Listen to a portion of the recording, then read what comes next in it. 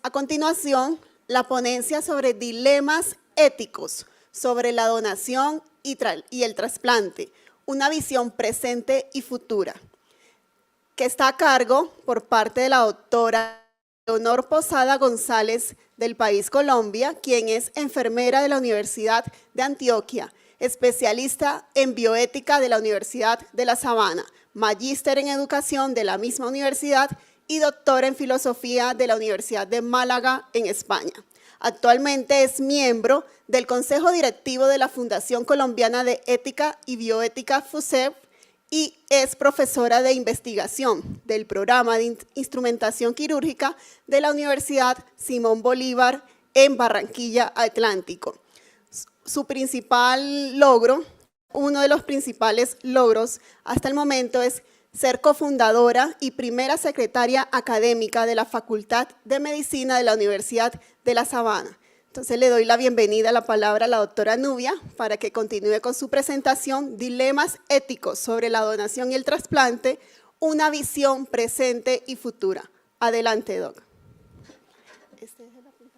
Encantada de estar aquí con ustedes, muy agradecida con el doctor Mario Fernando Figueroa Mora por esta invitación. Estoy en nombre de la Fundación Colombiana de Ética y Bioética FUSEB, los invito también a visitar el stand. Y voy a, pues en la parte ética y bioética, voy a intentar que hagamos una excursión al sótano, al sótano de nuestro propio ser. Esa es la propuesta. Para eso voy a intentar correlacionar algunas nociones. Sabemos que para encontrarnos con otras personas necesitamos puentes y que aclarar significados es una de las mejores estrategias para hacer puentes. Entonces, por eso voy a tener en cuenta estas primeras 4 nociones. ¿Qué es causa? Lo que origina un ser. Yo he originado seres, si los he originado, soy causante. De pronto, un pintor es el causante de sus obras artísticas, ¿no? Bien. Todo ser limitado es causado por otro. Tuvo un comienzo, luego tuvo un comenzador. Estamos sencillamente hablando de la relación que es el alma del trabajo científico, que es buscar las causas partiendo de los efectos, pero con rigor intelectual. Esa es la clave para poder llegar a las causas. La causa final, esto tiene que ver con una característica de la bioética, la prospectiva.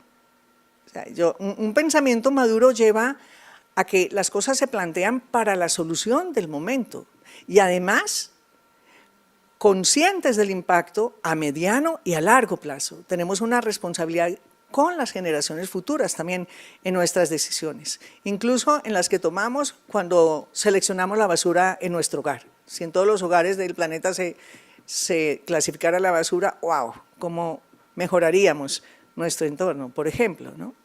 Bien, la causa final, esa prospectiva que tenemos que desarrollar es por lo que el originante se determina a obrar un acto de ser. O sea, el inicio del ser, que es cada uno de los que estamos aquí, el inicio de todo ser, al haber en nosotros un orden que hace posible que sí seamos, ese inicio tuvo que ser dado por voluntad de un ordenador, porque en nosotros, si en el efecto hay orden en la causa.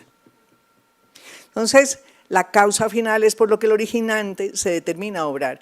La causa final de mi existencia es el sentido de mi existencia y obviamente si soy limitada, yo no me doy el sentido de mi existencia. Hubo una intención en mi originante. Esto es genuina filosofía. Es lo primero y a la vez lo último. Es el para qué. Por eso decimos, misión de la empresa, misión de la Secretaría de Salud. Pues tiene que haber una misión, un para qué. Si no hay un horizonte no me muevo. Tengo que tener una esperanza que se funda en el para qué. Entonces, tenemos que pensar qué efectos puede tener mi conducta, qué efectos puede tener esta afirmación a largo plazo y en quiénes. El para qué, el ser causado, ¿para qué fui causada? ¿Para qué fue causado un ser humano que está a minutos de dejar de ser el cuerpo vivo de un ser y del que va a quedar un cadáver? Pero mientras haya un para qué fue causado y esté vivo, merece nuestro respeto completo, porque si es humano, tenemos que ser incluyentes con el 100% de los humanos. También a los que les faltan minutos para morir, hay que ser incluyentes con ellos, no precipitar su aniquilamiento físico, sino que eso es la muerte. La muerte no es un acto más, es la finalización del acto de vivir. Condición es un requisito necesario o conveniente para que lo antecedente haga posible lo consecuente. Yo lo contrato a condición de que usted cumpla las cláusulas de este contrato, por ejemplo. El principio, que es lo que más antecede. ¿Cuál es la historia de los trasplantes en Colombia? El doctor Rubén nos la estaba contando. El principio ayuda a que entendamos el final, la razón de ser. Y la ocasión, lo que con su presencia facilita algo. Bien, por ejemplo, con ocasión de que vinieron acá, pueden enterarse de cosas. Ahora está hablando con 2 personas, están encantadas de este evento porque están aprendiendo mucho, yo también. Bueno, voy a presentar algunas diapositivas que son como antítesis de las normas clásicas de diapositiva, pero pienso que las normas clásicas deben ampliarse cuando necesitamos visiones panorámicas, necesitamos devolvernos. Cuando las ideas son las del sótano, uno tiene que volver a buscar para poder correlacionar, y por eso prefiero como dar el combo en la diapositiva, y así ustedes pueden subir y bajar cuando quieran y así se aprende más. Bien, entonces vamos a ver dilemas éticos teniendo en cuenta la precisión en algunos términos. Y los términos son una disyunción, es una relación de alternancia o exclusión entre 2 o más términos. Y condición, una situación o circunstancia indispensable para que exista otra. Entonces, las 2 nociones son necesarias para entender el término lema. Lema es una deducción, disyuntivo, y ya acabamos de ver el término disyunción, condicional, y acabamos de ver el término condición. Y resulta que lema está en problema, en dilema y en polilema. ¿Y quién de ustedes no ha usado la palabra problema? Pues ya entendemos, o sea, si yo tengo un problema, tengo que renunciar, descartar ciertas alternativas para poder llegar a la mejor solución. De hecho, cuando yo busco el mayor bien, tengo que prescindir de otros bienes. Entonces siempre se da esa disyunción. Por eso dicen por ahí, del mayor de los bienes, pues saber amar. Pero amar siempre duele. ¿Por qué siempre duele? Porque como cuando uno ama bien, busca lo mejor, tiene que prescindir de lo demás para alcanzar lo mejor y no tiene con qué agarrarlo. Entonces, ese es el tema, ¿no? Entonces, podemos usar con precisión cuando estemos aprendiendo todos de todos en una conversación de ética, si decimos, bueno, problema es el planteamiento de una situación cuya respuesta desconocida debe obtenerse. Dilema, una situación en la que es necesario elegir entre 2. Di significa 2. Polilema, situación en la que es necesario elegir entre varias opciones. En ética y bioética, en la mayoría de los casos, hay más de dos opciones. Entonces, deberíamos usar más la palabra polilema que el término dilema. Y o problema abarca más, pero hay una que es mejor, porque si yo hablo de problema, dilema, polilema, son como contrastes, porque estábamos hablando de disyunción. La palabra reto es genial, porque dice objetivo o empeño difícil de llevar a cabo y que constituye un estímulo y un desafío para quien lo afronta. ¿Y por qué digo que es importante? Porque la razón de ser, de estar nosotros solucionando polilemas, dilemas, problemas, todo el día, la razón de ser que es, ¿cómo yo me hago mejor persona con ocasión de esta decisión? ¿Cuál de las alternativas me hace a mí mejor persona y hace a los demás mejores personas? Recordemos, lo más importante no es lo que pasa. ¡Ay, rapidito porque no sé qué, porque está esperando! No, lo más importante es que yo me desarrolle lo más posible como persona con ocasión de esto que está pasando. Eso sí es un reto. Entonces, en reto está incluido lo demás y abarca mucho más. En lo anterior vemos un contraste, una disyunción. En cambio, quien es persona está no en una dinámica de contrastes y fuerzas y poderes, no. Ser persona es ser abierto siempre a algo cada vez mejor. No hay choque. Por eso todo lo demás se aprovecha para poder abrirse cada vez a algo mejor, como persona en primer lugar. Bien, entonces, nosotros podemos encontrar oportunidades de avance hacia el pleno desarrollo, pero tenemos que jerarquizarlas, porque no nos aceleran igual el desarrollo algunas alternativas. Y podemos pensar, bueno, pero ¿cuáles son las claves para que yo acierte en mi jerarquía a la hora de decidir qué sí puede ser mi mejor decisión? Son dos, las resumo en dos, seguramente hay muchas más, yo resumo estas dos. Una, ¿en qué consisten las perfecciones constituyentes mías y de los demás? O sea, ¿cuál es mi real dotación natural? La típica pregunta del adolescente que ya va madurando su cerebro y por eso se la hace. ¿Yo en qué consisto? ¿Quién soy? Que no se nos olvide esa pregunta y su respuesta, si no estaríamos tomando a nuestra edad decisiones de preadolescente, porque ya el adolescente sí se la toma en serio. ¿Yo en qué consisto? Mi dotación natural, la dotación natural de ese que está agónico. Acertada gestión de la libertad. O sea, no es libre el que satisface sus deseos, porque esos deseos pueden incluso llevar a que tenga consecuencias negativas lo que hace. Puede hacerse daño con deseos. ¿Qué tenemos que hacer? Usar el cerebro completo con nuestros deseos. Usar la capacidad prospectiva. Plantearnos en qué consisto y con ocasión de esto, cómo logro mi pleno desarrollo y cómo ayuda al de los demás. Y entonces estaré optimizando mi libertad. Mi libertad no es para satisfacer deseos, es para procurar mi pleno desarrollo y el de los demás. Ahora sí que ustedes pueden perecer con este mundo de cosas. Bueno, a ver, estos son 19 referentes comunes al que sea humano.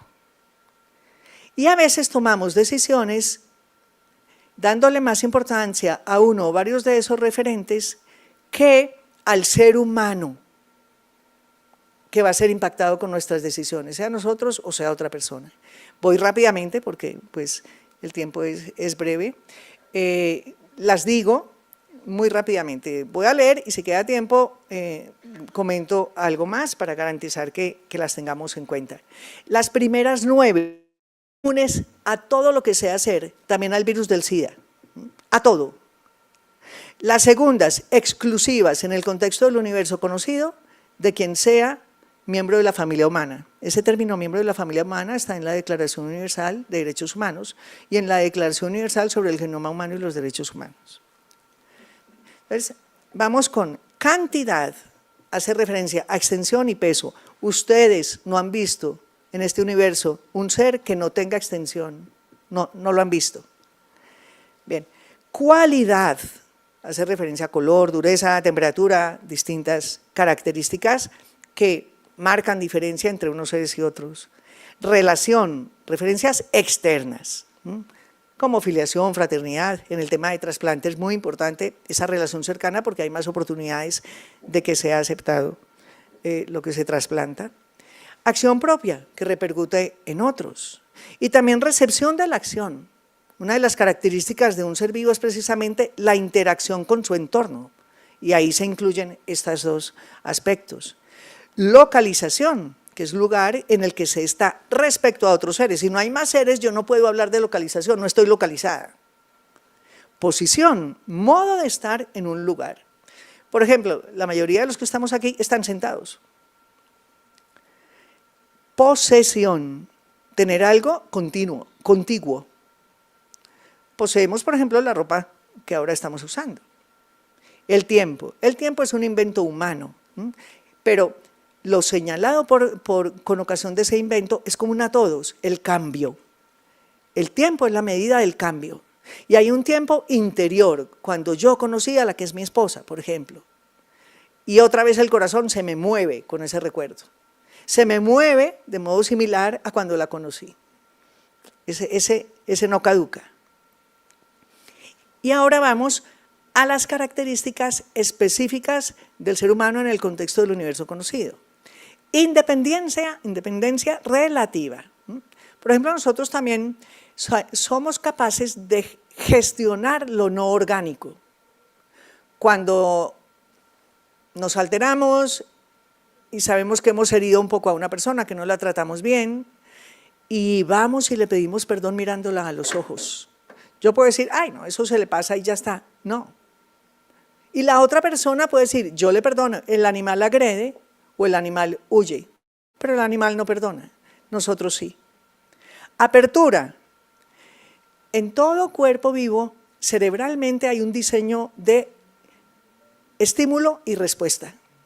Y nosotros podemos contradecir con nuestra libertad esa dinámica. Por ejemplo, una vaca no se pone a régimen. El médico nos puede ordenar un régimen, por ejemplo, y nosotros vivirlo. La jerarquización. Nosotros nos planteamos que hay unos bienes que son más perfectos que otros. Por ejemplo, la vida es un bien tan perfecto que es la condición de que haya todos los bienes que corresponden a un ser vivo. Por lo tanto, yo no puedo valorar un bien, por ejemplo, mi deseo de seguir viviendo o no, por encima de la vida misma, porque es que ese deseo es un acto interno mío, y un acto interno mío es menos perfecto que yo misma. Entonces, en nombre de mi deseo, en nombre de un acto interno, no puedo yo destruir el bien que es capaz de que en él suceda ese acto interno. Sería un desorden en la valoración de bienes. Ser referido a su autor es ser para otro y es ser amado por sí mismo. O sea, si yo existo y existo con la posibilidad de contradecir lo que doy y aún así sigo existiendo, eso significa que se me valora según soy, no según haga o no haga la apetencia de otro ser. Eso es muy importante. Por ejemplo, con el tema del aborto. No vale lo que vale para mí, vale por sí mismo y pertenece a la especie humana. Autoposesión, se conoce y puede gestionarse responsablemente, no despóticamente. Por ejemplo, el problema de las adicciones es un despotismo respecto al propio cuerpo. El cerebro se va alterando con esas adicciones, eso está comprobado. Entonces, ese enseñar a las personas la autoposesión, la acertada gestión de su autoposesión, se sintetiza en salud, en autocuidado. Doctor Rubén, si enseñamos autocuidado, ¿cuánta plata ahorramos en enfermedades prevenibles? Y con esa plata podemos atender mucho mejor las no prevenibles. Un buen negocio. Bien, la autoposesión. Libre albedrío. Puede elegir entre el bien mayor y otros bienes. Entonces, hay más libertad como efecto de haber acertado en la jerarquización y elección del bien mayor. La libertad no es solo la capacidad de deseo, es también el efecto en mí, el cambio en mí y en mi entorno, con ocasión de que yo elegí siempre el bien mayor. La trascendencia puede hacer realidad parte de lo que se propone para su futuro. Yo puedo proyectar qué voy a hacer después de mi jubilación, por ejemplo. ¿Qué va a suceder después de mi vida? Esa pregunta tan importante. Autodonación puede entregarse fielmente y además exclusivamente por amor. Eso solo el ser humano es capaz de hacerlo. Ser referido a sus iguales es ser para permanecer y saber reconocer la igual dignidad de los de su especie. Y me encanta. Aspirante a una felicidad completa. Les aseguro que si yo pregunto quién de ustedes quiere ser desgraciado, el que me levante la mano es por hacer el chiste, pero que de corazón quiera hacerlo, no me lo creo, sinceramente. Con todo respeto, no me lo creería. Bueno, pues miren esto, aspirante a una felicidad completa. ¿Cómo tiene que ser mi felicidad para que sea completa? Así de todas mis ansias, si no, no va a ser completa. Que no me la quiten, porque no, si sé que me la quitan, me da miedo que de pronto me la quiten, no va a ser perfecta mi felicidad.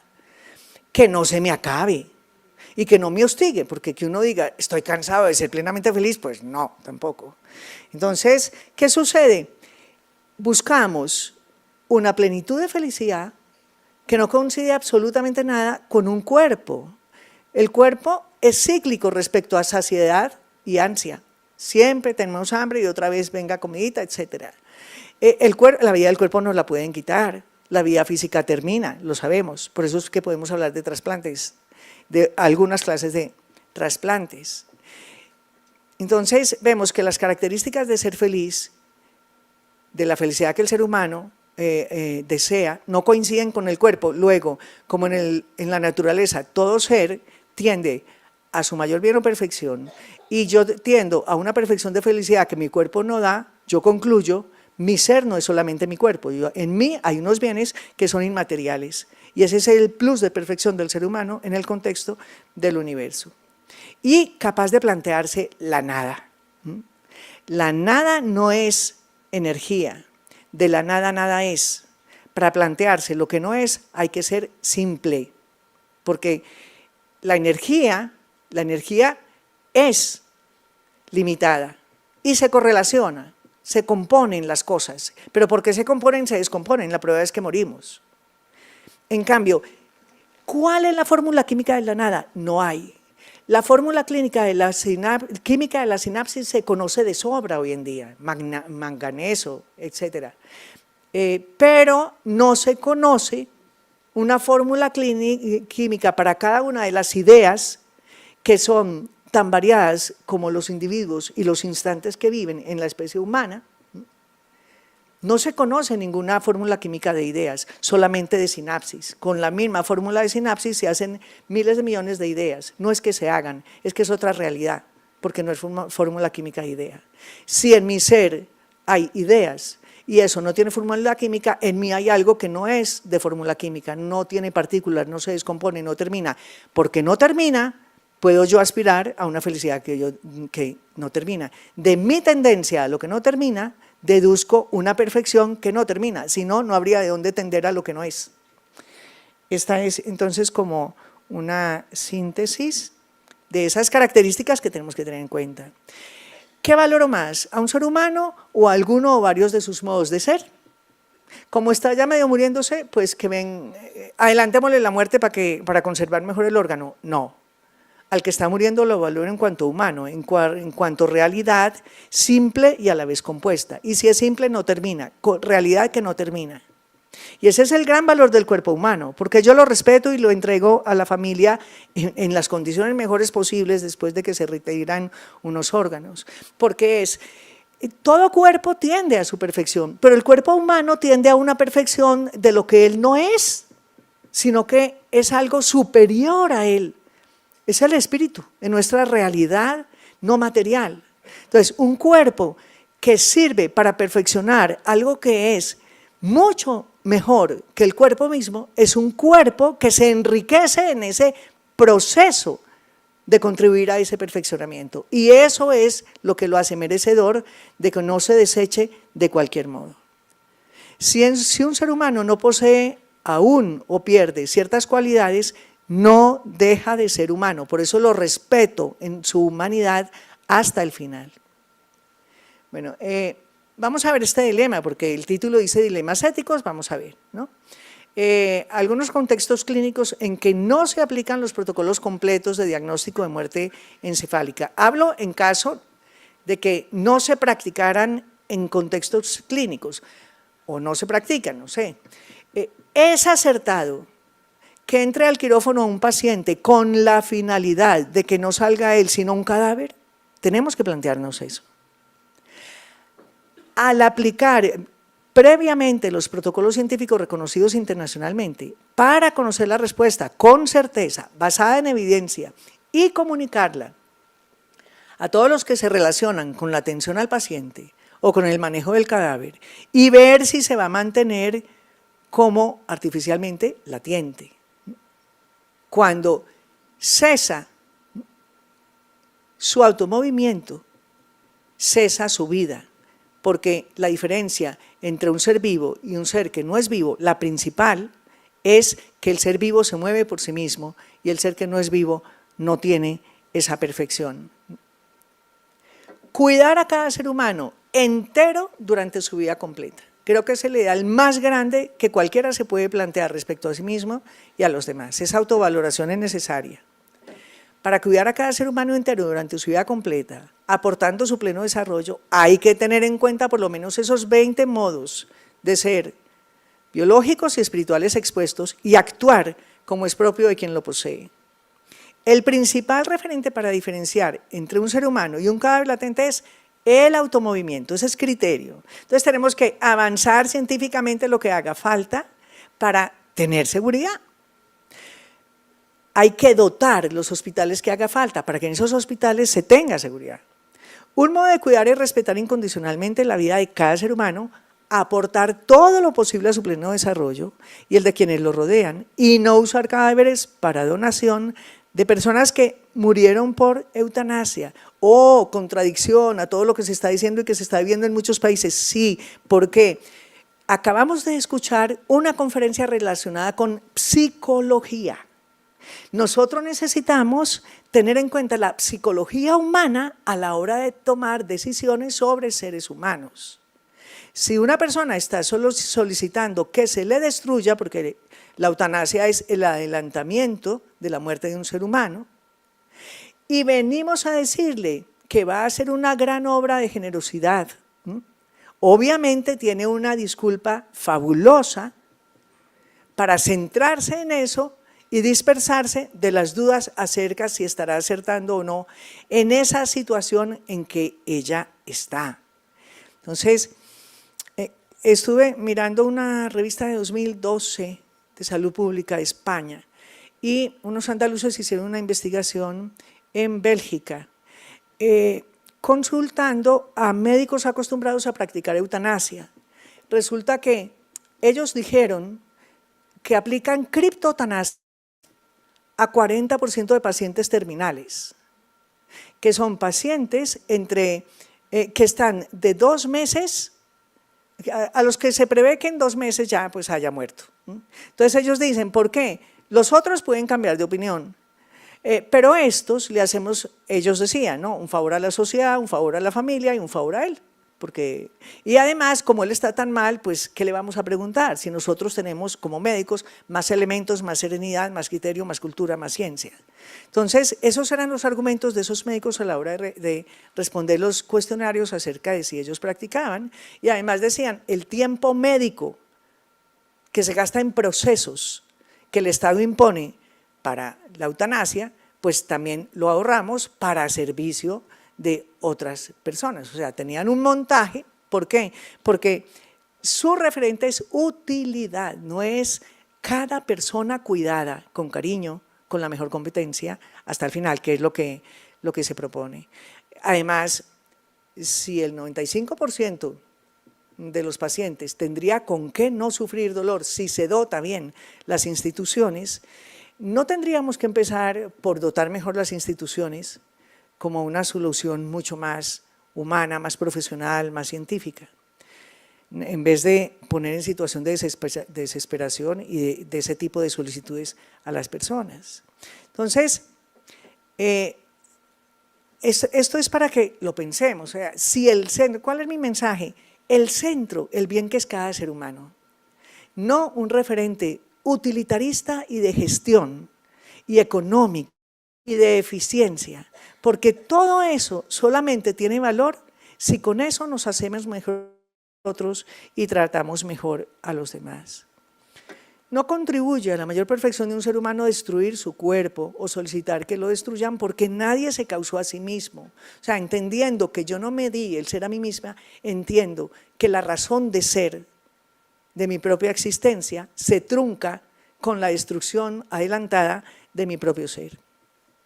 En cierto sentido, cada ser humano es un fin en sí mismo. Al no ser constituido por partículas, puede plantearse la nada, es la prueba de oro de la realidad del espíritu. Es simple, por lo tanto no termina. Es un bien hecho para que dure de modo independiente a cómo actúa, dura infinitamente, es simple. En otro sentido, no es dueño absoluto de sí mismo porque no se causó. Entonces, mis decisiones no pueden ser absolutas en el sentido de determinar mi propia destrucción. ¿Por qué? Porque yo no me causé. Y además, si se me valora al punto de que seré infinita de modo independiente a lo que haga, ¿no será eso un estímulo para que yo también me valore hasta el final? Gracias.